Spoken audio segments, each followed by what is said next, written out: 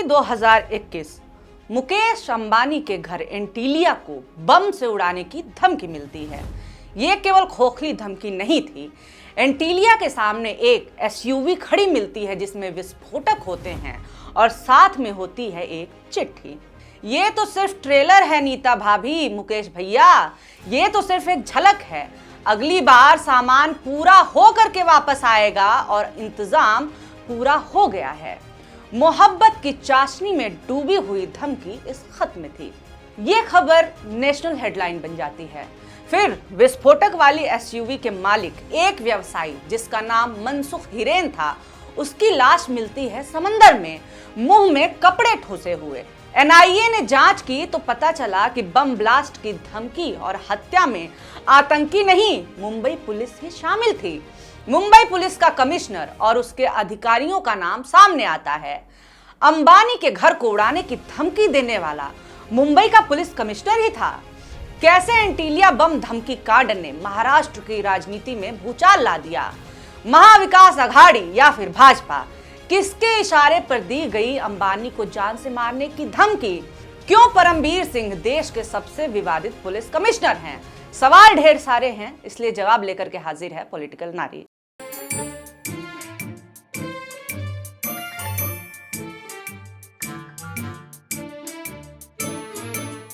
नमस्कार, मेरा नाम है निवेदिता शांडिल्य और आप देख रहे हैं पॉलिटिक्स। महाराष्ट्र के पूर्व गृह मंत्री अनिल देशमुख ने दावा किया है कि भाजपा नेता और महाराष्ट्र के उप मुख्यमंत्री देवेंद्र फडणवीस ने मुंबई के पूर्व पुलिस कमिश्नर परमबीर सिंह को अंबानी बम धमकी मामले में गिरफ्तारी से बचाने की कोशिश की थी और बदले में परमबीर सिंह ने उनके ऊपर यानी कि देशमुख के ऊपर झूठे आरोप लगा करके महाविकास अघाड़ी की सरकार को गिराने की साजिश की थी। परमबीर सिंह ने कमिश्नर रहते हुए तत्कालीन गृह मंत्री अनिल देशमुख पर 100 करोड़ की वसूली का आरोप लगाया था, जिसके चलते अनिल देशमुख को 1 साल तक जेल में रहना पड़ा था। देशमुख ने कहा कि देवेंद्र फडणवीस ने महाविकास अघाड़ी सरकार को गिराने के लिए परमबीर सिंह से उनके ऊपर आरोप लगाने को कहा था। पहले ये जान लेते हैं कि आखिर मुंबई पुलिस कमिश्नर के ऊपर गिरफ्तारी का खतरा क्यों मंडरा रहा था, क्यों देवेंद्र फडणवीस के शरण में जाने के आरोप उनके ऊपर लग रहे हैं। साल 2021 में मुकेश अंबानी के घर एंटीलिया को उड़ाने की धमकी मिली थी। अंबानी के घर के बाहर कार मिली थी और इसमें विस्फोटक पदार्थ पाए गए थे। इस कार में धमकी भरा खत भी पाया गया था। बाद में इस गाड़ी के मालिक की रहस्यमयी मौत भी हो गई। इस मामले की जांच में मुंबई पुलिस कमिश्नर का नाम साजिशकर्ता के तौर पर सामने आया।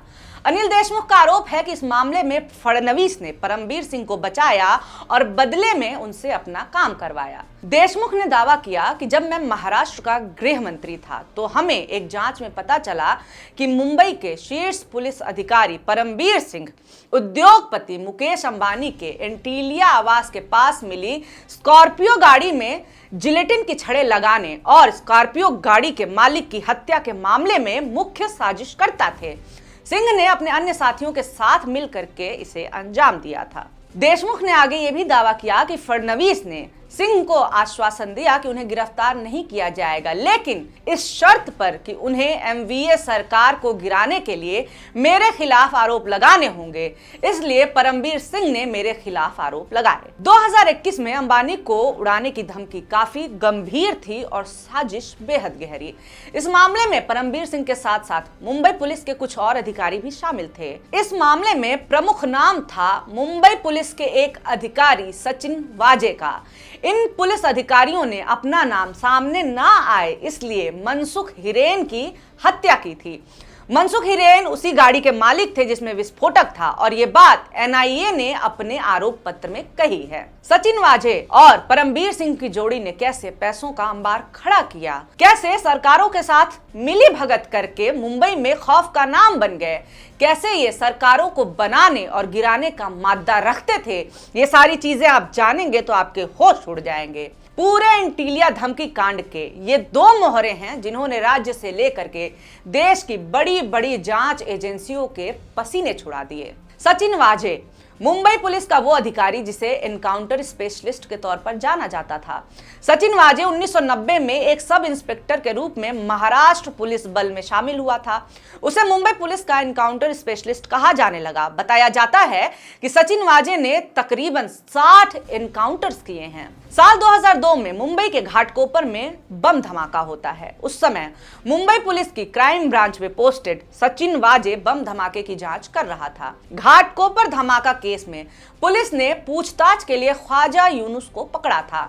बाद में पुलिस ने दावा किया कि ख्वाजा यूनुस पुलिस की हिरासत से भाग निकला, लेकिन उसकी असल में पुलिस हिरासत के दौरान ही मौत हो गई थी और मुंबई क्राइम ब्रांच के अधिकारियों पर पुलिस हिरासत के दौरान ख्वाजा को जान से मार देने के आरोप लगे थे। कुछ अधिकारियों पर इस सिलसिले में मुकदमा दर्ज हुआ। सचिन वाजे उनमें से एक था। पुलिस हिरासत के दौरान ख्वाजा की हत्या के आरोप में सचिन वाजे को 14 अन्य अधिकारियों के साथ 2004 में निलंबित कर दिया गया। 3 साल का निलंबन झेलने के बाद सचिन वाजे ने महाराष्ट्र पुलिस से इस्तीफा दे दिया था। इस्तीफा देने के 1 साल बाद सचिन वाजे 2008 में बाला साहब ठाकरे की उपस्थिति में शिवसेना में शामिल हो गए थे। पहले निलंबन और फिर राजनीति में जाना। फिर 16 साल बाद सचिन वाजे फिर से पुलिस अधिकारी कैसे बन गया? बताया जाता है कि सचिन वाजे को 16 साल बाद पुलिस सर्विस में लाने वाले परमवीर सिंह ही थे।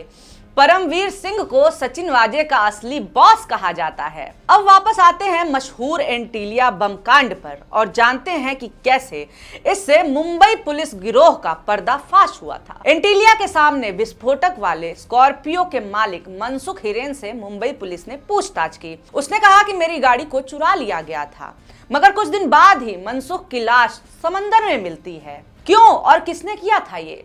इसका जवाब एनआईए के हलफनामे से मिलता है। एनआईए ने जांच में पाया था कि हिरेन ने पुलिस को गलत जानकारी दी थी कि उसकी गाड़ी चोरी हो गई है, लेकिन बाद में जब उसने कहा कि वो सच बोलेगा तो साजिशकर्ताओं ने कथित तौर पर उसे मार डाला था।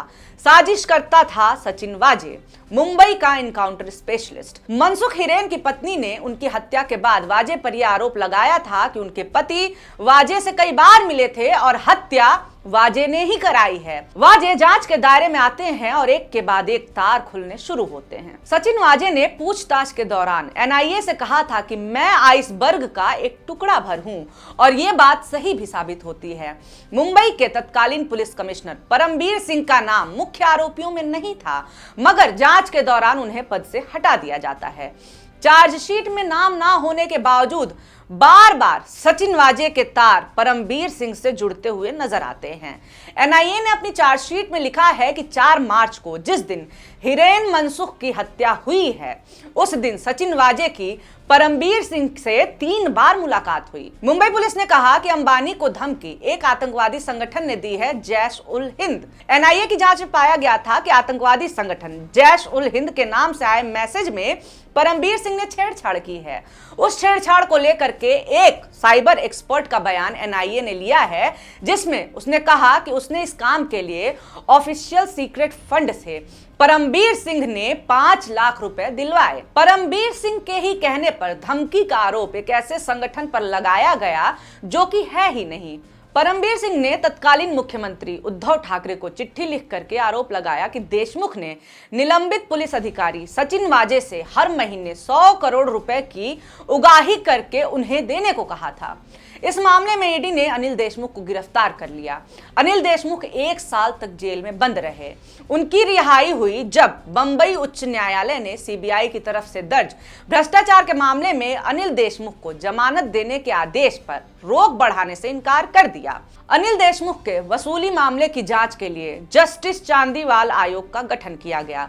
परमवीर सिंह को पूछताछ के लिए कई बार आयोग ने बुलाया, मगर वो पेश नहीं हुए। जस्टिस चांदीवाल आयोग ने जांच के बाद रिपोर्ट तैयार की, जो कि आज तक पब्लिश नहीं हुई है। अनिल देशमुख ने सरकार को चुनौती दी है कि वो चांदीवाल आयोग की रिपोर्ट पब्लिक करें। उनका दावा है कि आयोग ने उन्हें निर्दोष पाया था और इसीलिए सरकार उस रिपोर्ट को सार्वजनिक नहीं कर रही है। जिस वक्त परमवीर सिंह ने अनिल देशमुख पर भ्रष्टाचार के आरोप लगाए थे, उस वक्त उनके ऊपर भी वसूली के आरोप लगे थे।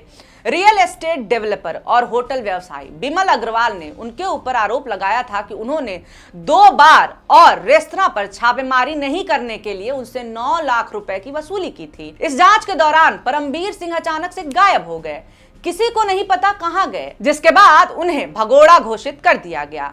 कुछ महीनों बाद महाराष्ट्र में बड़ी राजनीतिक उथल-पुथल होती है और महाविकास अघाड़ी की सरकार गिर जाती है। ऐसे में सबसे बड़ा सवाल है कि क्या सच में परमबीर सिंह को अनिल देशमुख पर आरोप लगाने के बदले में कोई फायदा हुआ है? देखिए, राजनीति में तो आरोप प्रत्यारोप चलते रहते हैं, मगर एक बात तो पक्की है कि नई शिवसेना और भाजपा के गठबंधन वाली सरकार के आने का परमबीर सिंह को खूब फायदा हुआ। परमबीर सिंह के ऊपर तमाम आरोप लगने, जांच एजेंसियों का सहयोग ना करने और भगोड़ा घोषित होने के बाद भी नई सरकार में उनके खिलाफ सारे केस बंद कर दिए जाते हैं, उनका निलंबन भी वापस ले लिया जाता है। परमबीर सिंह सहित 5 लोगों के खिलाफ दर्ज जबरन वसूली के मामले में सीबीआई कोर्ट में क्लोजर रिपोर्ट पेश कर देती है। सीबीआई ने आरोपियों के खिलाफ दर्ज मामले को बंद करने का अनुरोध किया, साथ ही ये भी बताया कि पर्याप्त सबूतों की कमी के चलते आरोप पत्र दायर नहीं किया गया।